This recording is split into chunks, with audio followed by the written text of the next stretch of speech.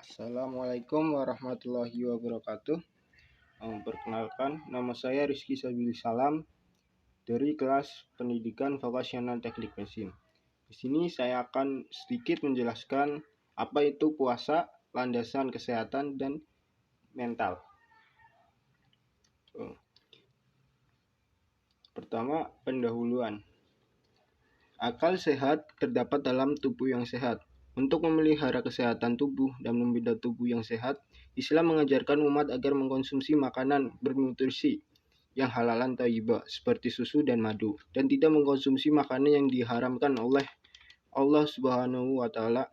Islam mengajarkan etika makan dan menyediakan puasa sebagai bentuk makan. Islam juga mendorong umat untuk memiliki keterampilan dan olahraga seperti menunggang kuda, renang, memanah, gulat, dan perlombaan dengan segala cabang olahraga yang bermanfaat. Sebaliknya, Islam melarang fitness, rival, dan indolence. Dalam kaitan ini perlu ditegaskan bahwa Islam tidak sekedar menitik beratkan pada aspek material dan pembinaan tubuh semata, tetapi juga mempertimbangkan sesuatu yang berpengaruh terhadap akhlak, jiwa atau kepribadian, dan perilaku.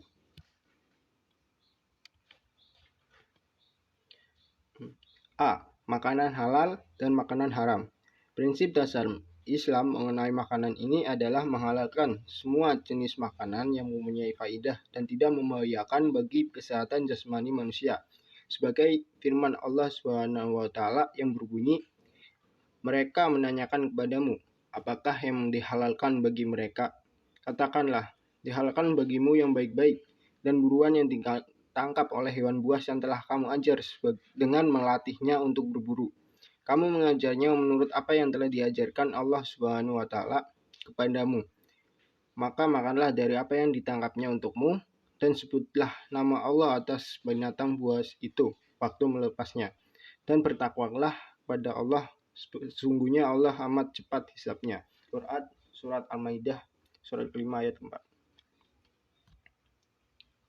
Makanan yang diharamkan oleh agama Islam bukan berarti makanan tersebut diharamkan juga oleh agama lain, seperti agama Buddha yang mengajarkan bagi pemeluknya bahwa makan daging hukumnya haram secara mutlak. Agama Hindu mengharamkan makan daging karena dalam agama Hindu, sapi merupakan binatang yang dikeramatkan, bahkan mempunyai kedudukan yang setara dengan Tuhan. Sedangkan agama Kristen memerintahkan untuk berpuasa atau menghindari makan makanan daging hewan dan apa yang keluar darinya seperti telur, susu, dan keju selama 40-90 hari setiap tahun. Berbeda dengan agama Buddha yang mengajarkan untuk makan hanya dari tumbuh-tumbuhan saja atau nabati, atau agama Hindu yang mengharamkan sapi, dan umat Kristiani yang cenderung vegetarian, Islam justru melarang kelompok manusia atau vegetarian yang makan makanan dari jenis tumbuh-tumbuhan. Dari sisi medis, daging merupakan jenis makanan yang mengandung protein dan lemak yang sangat tinggi, yakni zat-zat yang sangat dibutuhkan untuk membentuk jalinan sel-sel jasmani dan menumbuhkan kekuatan. Tumbuh-tumbuhan juga mengandung zat-zat ini, tetapi untuk mencapai yang cukup bagi pertumbuhan jasmani dan kekuatannya, hanya dari makanan jenis nabati membutuhkan kerja alat pencernaan yang lebih kuat lagi. Di samping itu, protein nabati tidak mengeluarkan semua zat asam yang dibutuhkan untuk membentuk sel-sel tubuh. Karena itu, Allah Subhanahu wa taala mempertanyakan sekelompok orang yang berusaha berpantang daging dan mengharamkan sesuatu yang dihalalkan Allah. Allah berfirman yang berbunyi, "Katakanlah, siapa yang mengharamkan perhiasan dari Allah yang telah dikeluarkannya untuk hambanya? Dan siapa pula yang mengharamkan rezeki yang baik? Katakanlah, kehidupan di dunia khusus untuk mereka saja di hari kiamat." Quran Surat Al-A'raf. Islam memberikan catatan hukum mengenai jenis daging hewan darat sebagaimana diisyaratkan oleh firman Allah Subhanahu wa taala yang berbunyi, "Diharamkan bagimu memakan bangkai, darah, daging babi, daging hewan yang disembelih atas nama selain Allah, yang tercekik, yang dipukul, yang jatuh, yang diterkam binatang buas, kecuali yang sempat kamu sembelih. Quran Surat Al-Maidah. 1. Diharamkannya bangkai. Secara ilmiah, hewan mati karena dua kemungkinan, yaitu karena usia yang menua atau karena sakit. Jika hewan mati karena sakit, maka yang memakan dagingnya akan dihadapkan dengan penyakit menular melalui perpindahan bakteri secara langsung, dan atau melalui lemak yang mengandung bakteri yang tidak mungkin membunuhnya dengan dipanaskan. Larangan makanan bangkai adalah untuk mencegah pindahnya bibit penyakit dan bahaya yang ditimbulkannya. 2. Diharamkannya darah dan hewan yang mati karena kekerasan. Fungsi darah membawa sisa-sisa makanan yang membahayakan tubuh dan usus yang keluar sebagai kencing, keringat, dan berak, sehingga makhluk hidup tetap bersih daripadanya. Apabila binatang itu sakit, bakteri-bakteri itu akan berkembang biak di dalam darahnya, atau darah yang berfungsi sebagai perantara yang memindahkan bakteri dari satu organ ke organ lainnya. Oleh karena itu, Islam mewajibkan penyembelihan secara syar'i yang akan memelihara darah binatang itu setelah disembelih. Islam mengharamkan daging hewan yang dimatikan dengan cara dicekik, dipukul, dibanting, ditanduk, dan diterkam binatang buas. 1. Diharamkannya babi.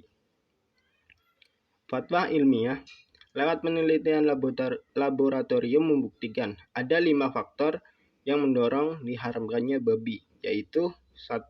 Daging babi mengandung banyak jenis cacing yang sangat berbahaya bagi tubuh, seperti cacing pita yang disebut Taenia-Solium dan cacing Trichinae atau cacing rambut. Cacing bulat yang tergantung mengalir di dalam otot, penyebab penyakit trichosis.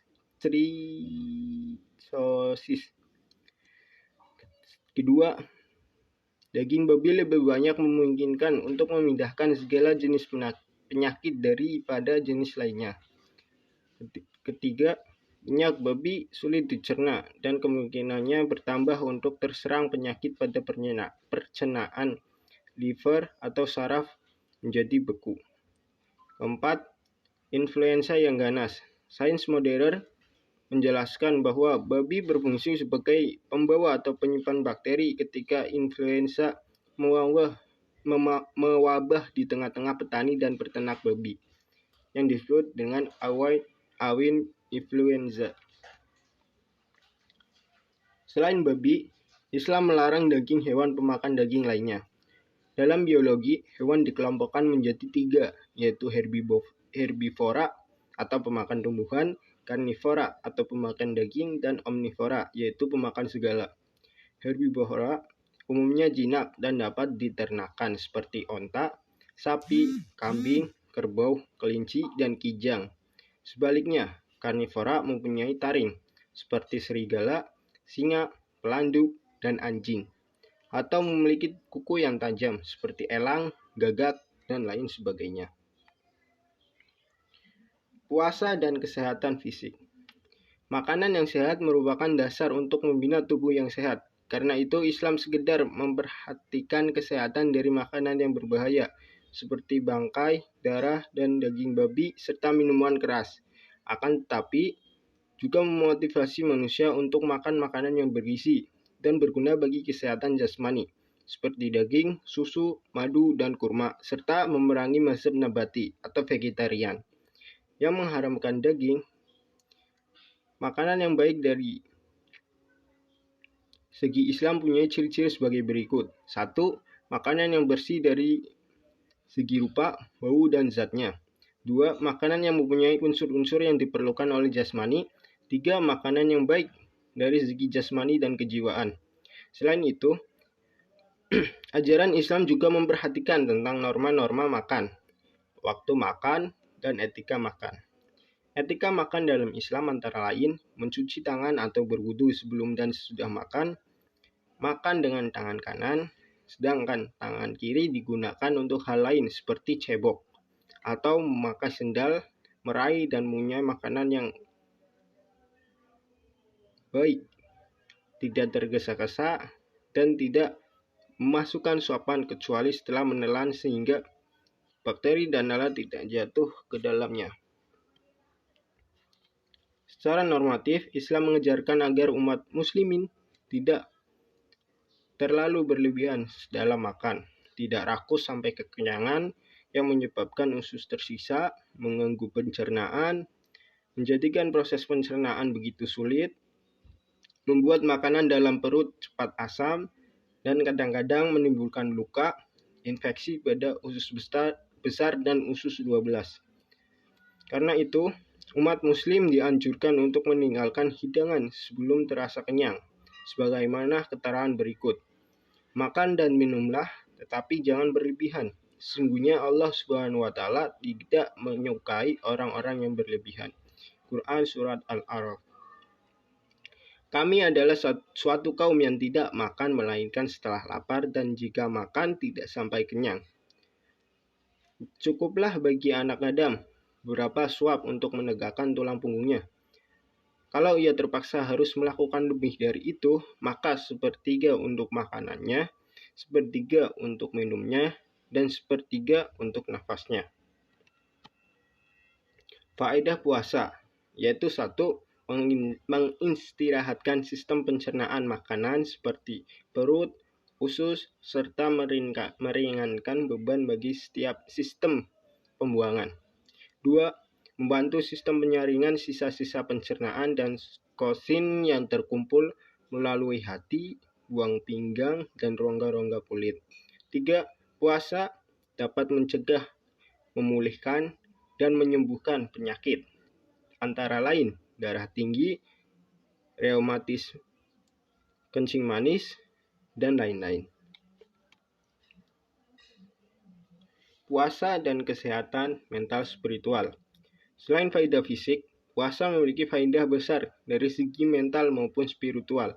Inti puasa adalah imsak atau menahan diri.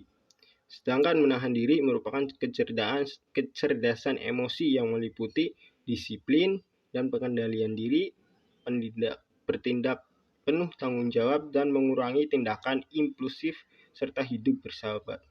Kecerdasan emosi inilah yang menjadi kunci kesehatan jiwa atau mental.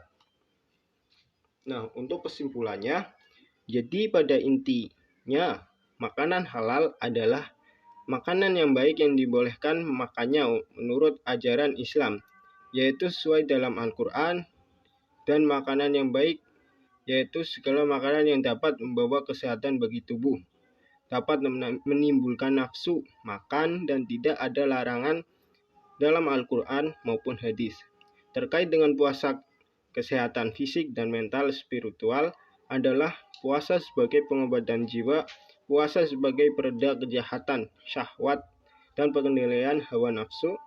Puasa mampu menumbuhkan emosional positif dan mampu mengendalikan ucapan, pandangan, pendengaran, serta menahan seluruh tubuh dari kejelekan. Puasa menumbuhkan jiwa sosial yang tinggi dan terhindar dari keegoisan. Mungkin itu saja yang dapat saya sampaikan atau saya jelaskan. Kurang lebihnya mohon maaf. Wabillahi taufiq wal hidayah. Wassalamualaikum warahmatullahi wabarakatuh.